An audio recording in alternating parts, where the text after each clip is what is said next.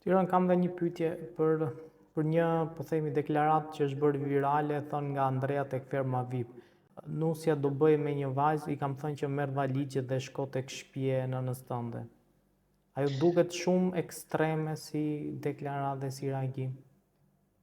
Ekstrem është, ne shqiptarët gjithmonë kemi thënë që djali trashëgon pasurinë, fëmijët janë njësoj, është Zoti ai i cili vendos a do të kemi djem, a do të kemi vajza. Unë kam vetë 2 vajza dhe nuk mund t'i them kur gruas time që merr valizhet edhe ik, fëmijët janë bekimi i Zotit. Në një reality show siç është Ferma VIP dhe në një spektakël që ka një ndjekje të madhe, ku zakonisht ndjekësit të këtij spektaklit janë më shumë gjinia femërore, të thuash këtë fjalë mendoj që është e tepërt. Tani duke njohur sensin e humorit të Andreas dhe nuk arrim do ta kuptojmë kur është serioz dhe kur bën humor, unë uroj me zemër që këtë ta ketë patur në shenjë humori apo ka qenë indikuar i çik edhe nga provokime që bën Alba brenda dhe mund të ketë patur një prapavit tjetër kjo gjë. Por në qoftë se kjo gjë është e vërtetë është turp, ne shqiptarët duhet të kuptojmë që fëmijët janë njësoj, pa marrë parasysh a është djala, a është vajzë, fëmijët janë njësoj. Trashëgimia ka qenë më përpara të bëjmë djalë që të lëm trashëgimin të çuni, po sot në ditën në të cilën ne jetojmë dhe nga kjo që ne shohim, më shumë bekim është të kesh vajza se sa të kesh djalë. Dhe ne duhet të mbështesim vajza, sepse duke mos vënë dorë ne në vajza, duke neglizhuar ne vajzat tona, duke u ndikuar nga mentaliteti, nga kultura, nga kanuni që ka qenë në kohë, ne i çojmë vajzat drejt këtyre fenomeneve që dëgjojmë sot, ka vrarë gruan, ka rahur gruan, ka malltretuar gruan, ka arritur në përdhunim. Vajzat janë bekimi i Zotit, edhe unë mendoj që në Prime-in, në të cilin do të vije për Fermën VIP, produksioni, duke qenë shumë, produksioni pëlqen është shumë koherent i Fermës, nuk e di sa e ke parë. Mendoj që do ta vej Albanon drejt një sqarimi, këtë më falni Albano, këtë Andrea drejt një sqarimi dhe ta tregon arsyen për të cilën e ka thënë dhe le të mos bëjmë kështu ndarjesh vajza apo djalë, fëmijët janë të gjithë njësoj dhe le të japim kulturën të paktën ne si personazhe publik që vajza apo djalë është mrekulli, vajza është dhuratë e Zotit, djali është dhuratë e Zotit, të dy kanë po të njëjtën vlerë. Një personazh, besoj e një Almen dhe përmendet edhe ti, ka pasur një lloj revolte në rrjet lidhur me bullizime që janë bërë asaj. Pra, sa e shikoni që Alba bullizohet aty nga personazhet të tjerë, konkurrentët e tjerë? Albën e njoh, Alba vjen nga Struga, Alba është një vajzë e mrekullueshme, kam vetëm fjalë të mira për të. Pa marrë parasysh që në Fermën VIP ka përzgjedhur një rol shumë interesant. Duhet ta kuptojmë, kanë strategji. Alba ka hyrë me strategji. Alba po përdorë një strategji shumë interesante, banorët po e faktorizojnë non-stop, në Prime, përflitet vetëm Alba, s'nale Alba të flasë, foli Alba, do me thënë Alba po bën një lloj imitim mes Gjestit, Luizit, Eglës, dhënë ka ndjekur shumë formate të Big Brotherit dhe po ndërton një personazh të tillë. Është një personazh që do të prekë në finalen, për këtë jam shumë i bindur, e shoh edhe si fituese e këtij edicioni, për faktin sepse është më e fortë aty brenda dhe po duron çdo gjë, çdo lloj bullizimi që po ta ndjekësh me detaje, Alba i çon vetë drejt asaj situate që ta bullizojnë, sepse ajo i çon drejt acarit, i çon drejt nervave më të mëdha dhe ato nuk përmbahen dot dhe nga acari e ofendojnë, e bullizojnë, e shajnë, e gjuajnë dhe mendoj që Alba ka një guxim, një durim të madh brenda vetes që do të arrije shumë në këtë spektakël. Ka përzgjedhur një personazh që jashtë po komentohet, do me thënë jashtë po shikohet si gjynaqare, ndërsa brenda është një vajzë e cila po lufton çdo ditë për të arritur qëllimin e saj. Dhe nga Alba shoh që ka një qëllim për të arritur drejt finales dhe do të arrijë këtë gjë se paktën nga banorët të cilët janë, Alba është më e forta banore aty brenda se të gjithë banorët e shtëpisë fokusin e kanë tek Alba. Ka pasur një, po themi, rivalitet mes Gjestit dhe Jozit në postime të makinave. Pra ishte, po themi, Gjesti që postoi një foto nga Lamborghini dhe ishte Jozi që postoi përsëri një foto nga një Lamborghini. Si e shikoni këtë rivalitetin mes tyre? A mendoni që ende nuk ka mbaruar Big Brother për Gjestin dhe për Jozin, pra për rivalitetin? Nga ana e Gjestit, me thënë drejtën, nuk e shoh rivalitet, sepse Gjesti po të kishte bërë diçka që të ishte hakmerur ndaj Jozit, me ndonjë padi apo me ndonjë gjë tjetër do ta kishte bërë.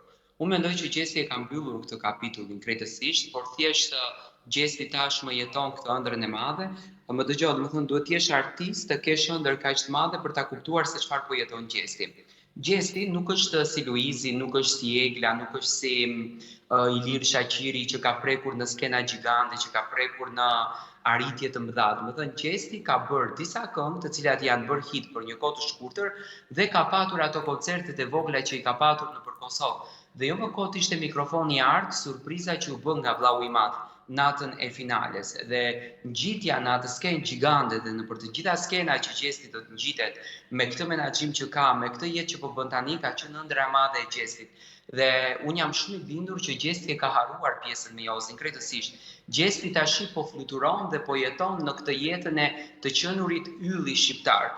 Ndërsa Jozi është e kundërta, Jozi ndoshta edhe ka kuptuar gabimin të cilin e ka bërë, por është kjo egoja e madhe me veten që nuk e toleron që të kërkon falje, që unë kam thënë e bukura do të ishte që të shkon të kërkon falje, ta përçafon Gjestin se në fund të ditës Zoti falën mëkatet më të mëdha e s'do fal ka Gjesti Jozin. Por unë mendoj që Jozi mundohet në këto lloj formash që të arrihet të provokoj, të merr vëmendje, të bëhet viral në rrjetet sociale dhe ky është qëllimi i Jozit. Ndërsa Gjesti jam shumë i bindur që nuk e ka bërë në asnjë mënyrë për të provokuar Jozin, thjesht Gjesti po e shijon çdo ditë suksesin e tij dhe po e gëzon këtë suksesin si një gjë që vetëm ai e di shpirtërisht se sa është lutur dhe sa është përqëruar në gjunjë për këtë ditë që është sot. Tiron në informacionet që ke, duke qenë se je marrë shumë, po themi, me lëvizjet, me dinamikat e Big Brotherit, por edhe pas mbylljes së Big Brotherit. A ka pasur një vizitë të Gjestit dhe Eglit në familjen e Gjestit në Pel? Gjesti ka shkuar në Pavlan, ka shkuar i vetëm, edhe është më se normale që të shkoj i vetëm. Ai ka vizituar familjen e tij për një afat kohor shumë të shkurtër, domethënë thjesht ka shkuar në shtëpinë e tij për të vizituar pas 7 muajsh. Unë mendoj që nuk është e rrugës edhe nuk është akoma koha që Egli do të shkonte me Gjestin në Pavlan. Ka patur shumë reagime për këtë faktin përse Egli nuk shkoi, nuk e do familja, janë kundër Eglit. Unë nuk e mendoj kështu. Unë mendoj që Gjesti e kishte të nevojshme një herë të shkon të takon familjarët e tij dhe nga të gjithë fotografitë të cilat janë bërë virale në rrjetet sociale, Gjesti ka takuar familjen më të ngushtë që nuk kupton prindërit, xhaxhallarët, dajallarët, hallat, çfarë ka familja në Pavlan, të cilët kanë shkuar ta përqafojnë dhe ta presin në shtëpinë e tij. Dhe Gjesti dhe Egli akoma nuk kanë zyrtarizuar çdo gjë. Unë mendoj që atyre u duhet akoma kohë për ta njohur njëri tjetrin, për t'i dhënë hapësirë njëri tjetrit dhe më pas për të vendosur për momente kaq të mrekullueshme, por edhe momente që nuk ndryshohen shumë në jetë.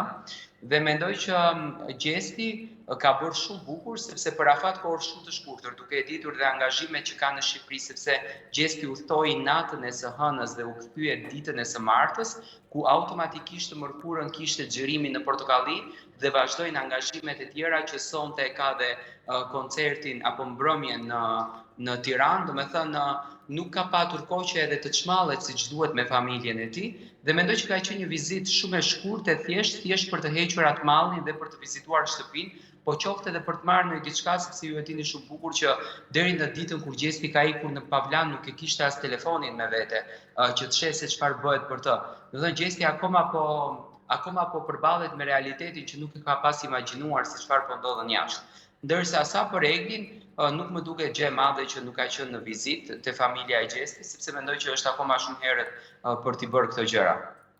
Tiron rrjeti ka zier rreth një lajmi që thuhet që Egli ka hequr nga follow motrën e Gjestit. Sa i vërtet është ky lajm dhe a shikoni një ngëç në raportin e Eglit me familjen e Gjestit?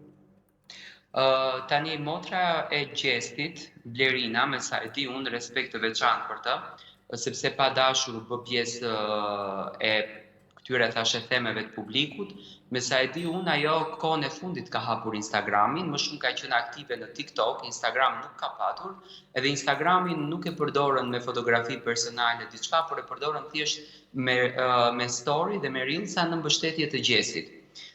Tani, edhe në qoftë se e ka hequr Egli nga Instagrami, besoj që ka bërë një veprim shumë të shpejtë, unë mendoj çdo motër për vllaun është pak xheloze, dhe në këtë rast Blerina duket që është pak xheloze, sheh pak me egoizëm gjestin, pa marrë parasysh sa kundër mund të jenë familjarët, historitë e dashurive të Big Brotherit kanë dëshmuar që në qoftë se gjesti e do përzemërsisht dhe i qëndron besnik asaj fjalës që tha në intervistën që kishte me Ronaldo Sharkën, me njëherë pas përfundimit të Big Brotherit, që Ronaldo ja pyetën nëse je i dashuruar dhe gjesti tha jam i dashuruar dhe i qëndron asaj fjalë, unë mendoj që nuk ka gjë në botë që gjesti mund ta ndaloj dhe familja avash avash mund ta duartroket këtë dashurinë, edhe pse Egli u soll shumë mirë me familjen e tij.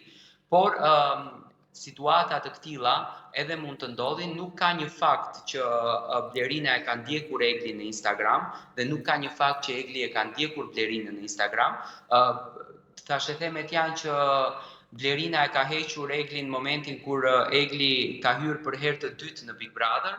Atëherë Blerina nuk ka patur Instagram, Blerina e ka hapur Instagramin duke qenë Egli për herë të dytë në shtëpinë e Big Brotherit. Domethënë kjo mund të rezulton një lajm i rem, por gjithsesi nuk ka një fakt të bazuar për këtë që po flitet. Ndoshta tani nga që po bëjnë këtë kërkimin dhe po e shohin që nuk e ka Egli në Instagram, po hamencojnë në këtë formë. Gjesti dje e ka bërë follow Blerina në Instagram motrën e tij, që kjo nuk kupton që Blerina nuk ka përdorur Instagram më herët. Tiron ka pas një reagim shumë të fortë të Laertit në një intervistë për Top Channel, duke artikuluar që fitoi Big Brother i një analfabet funksional dhe po themi epitetet të tjera shumë të rënda ndaj gjestit. Si e i konsideroni këtë reagim? Kjo është e turpshme. Për mendimin tim, është e turpshme nga një personazh si Laerti me atë linjë të jetës, me atë sukses që na tregoi.